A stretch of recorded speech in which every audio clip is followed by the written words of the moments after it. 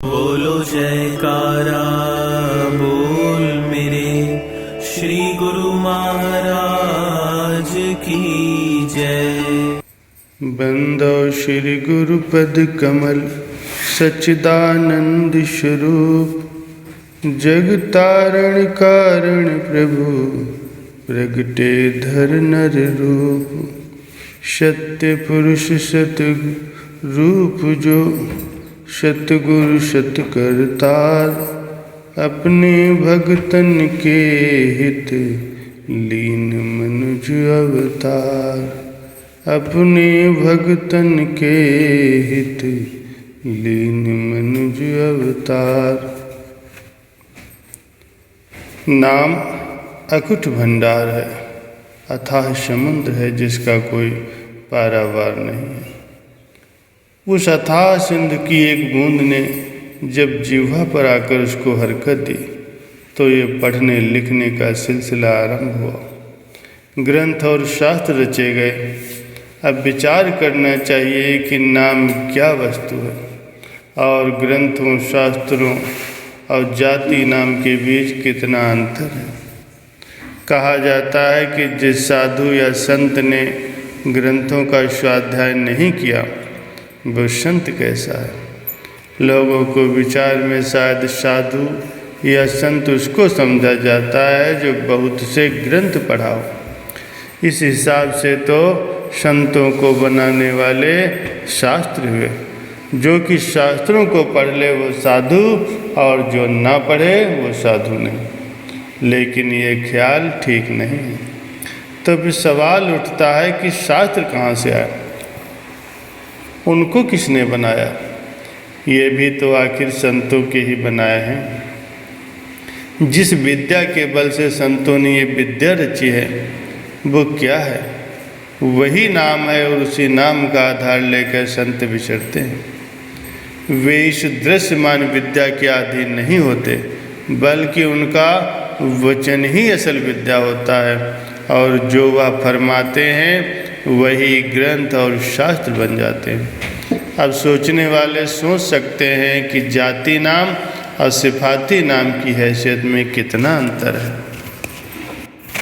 बाबा नानक देव जी महाराज जब बालपन के समय में माता पिता के कहने पर विद्या पढ़ने के लिए पाठशाला गए तो पांथे ने पट्टी लिखकर पढ़ने को दी, परंतु आपने साफ इनकार कर दिया। पांथे ने पूछा, नानक और लड़कों को तो मैं जो कुछ लिख कर देता हूँ वे मेरी शिक्षा के अनुसार उसे पढ़ते हैं, तू क्यों नहीं पढ़ता। आपने फरमाया, मैं इस झूठे कागज़ पर झूठी स्याही से लिखी हुई पट्टी को नहीं पढ़ूँगा। पांथा हैरान हुआ कि यह अनोखा बालक है। पूछा, तू कौन सी पट्टी पढ़ेगा। आपने उत्तर दिया, सुन पांथा, मैं तुझे असली पट्टी बतलाता हूँ। यह तो उसको पढ़ा सकता है तो पढ़ा, वरना झूठी पट्टियाँ पढ़ाने के लिए मैं नहीं आया हूँ।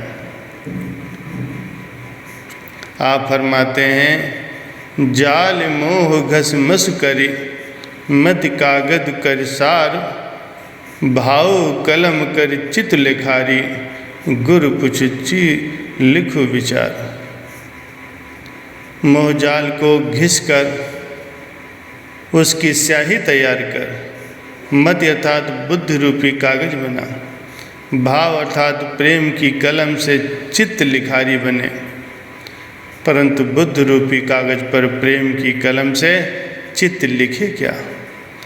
जो गुरु आज्ञा दे, भाव ये है कि ये पंथा मनमति को त्याग कर गुरुमति को धारण कर, यही असल विद्या है और मैं इसी गुरुमति विद्या का ही विद्यार्थी हूँ। इससे सिद्ध होता है कि बाबा नानक जी महाराज जी ने संसारी विद्या को खास आवश्यकता नहीं समझी और ना ही इसको अंगीकार किया, और करते भी क्यों। जब वो आत्मिक अर्थात ब्रह्म विद्या के मालिक थे, जीवों को ब्रह्म विद्या का दान देने के लिए आए थे, तो उन्हें बाहर की विद्या की भला आवश्यकता ही क्या थी। पढ़ पढ़ के पत्थर भय, लिख लिख भय जो ईंट, कबीर अंतर प्रेम की लागी नेक न छींट। पढ़ पढ़ के पत्थर भय, लिख लिख कीती चौड़, जिस पढ़ने से रब मिले सो पढ़ना कुछ और। पढ़ना गुरना चातुरी ये तो बात सहल, काम दहन मन बस करन गगन चढ़न मुश्किल। इसका अर्थ कोई ये न समझे कि पढ़ना मना है या ग्रंथों का पाठ नहीं करना चाहिए। असल भाव यह है कि पढ़ करके इनके तत्वों को समझना चाहिए। ग्रंथ आवश्यक हैं, इसके पाठ से मनुष्य को बहुत लाभ होता है, परंतु जहाँ तक इनकी पहुँच है वहाँ तक ही ये पहुँचा सकते हैं। ये आप सब कुछ नहीं है, इनके परे और भी बहुत कुछ है। ये हमको गुरु के द्वारे तक पहुँचाने का काम करते हैं, इसके आगे फिर गुरु का काम है। रास्ता गुरु की सहायता से ही तय होगा, मंजिल पर गुरु की दया से ही पहुंचना होगा। शास्त्र ग्रंथ परमार्थ के रास्ते में पहली सीढ़ी है। ये सिफाती नाम है, इनके गुणों की भी कोई सीमा नहीं है। किसी मनुष्य का यदि नाम लिया जाता है तो वह किसी प्रयोजन के बिना नहीं होता, और वो प्रयोजन स्वयं उस मनुष्य के मिलने से सिद्ध होता है। सिफाती नाम जात की तरफ इशारा करते हैं, इसके आगे इनकी पहुंच नहीं। लेकिन जब असली काम होगा तो असल के मिलाप से ही, असल को पाने से ही होगा। एक मनुष्य का कोई काम है जो कलकत्ते में हो सकता है, उसने कलकत्ते की सिफत बात सुनी है, उसका ज्ञान प्राप्त किया है, ठीक है ये आवश्यक था, परंतु ये बात उसको सदा के लिए काफ़ी नहीं हो जाती। केवल कलकत्ते के हालात को बार बार पढ़ने और सुनते रहने से वो कलकत्ता पहुंच नहीं जाएगा। कलकत्ता तब पहुंचेगा जब वो घर से निकलकर सफ़र करना आरंभ करेगा। उस मार्ग में संभव है उसे कई प्रकार के कष्टों का सामना भी करना पड़े। भूख प्यास सर्दी गर्मी बेआरामी आदि कई प्रकार की शक्तियों से गुजरना पड़े, मगर काम जब भी होगा कलकत्ते पहुंचकर ही होगा और सफ़र तय करने के उपरांत ही होगा। ऐसे ही नाम को रटते रहने से नाम नहीं मिलता। नाम तब मिलेगा जब नाम की कमाई आवेगी, और वो कमाई गुरु की रहनुमाई से होगी।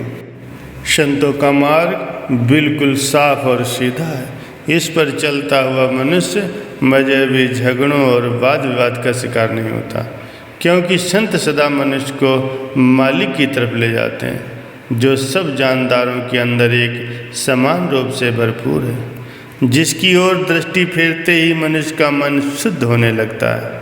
कदूरतें दूर हो जाती हैं और मनुष्य सब प्राणियों के अंदर मालिक के प्रकाश को देखता हुआ सबसे प्रीत और भातृभाव से व्यवहार करने लगता है।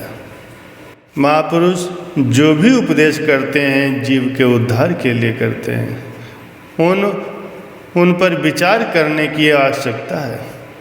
उन्होंने समय समय पर जो भी वचन फरमाए हैं उन पर आचरण करते हुए अपने लोक को सफल करना है, परलोक को संवारना है। बोलो जयकारा बोल मेरे श्री गुरु महाराज की जय।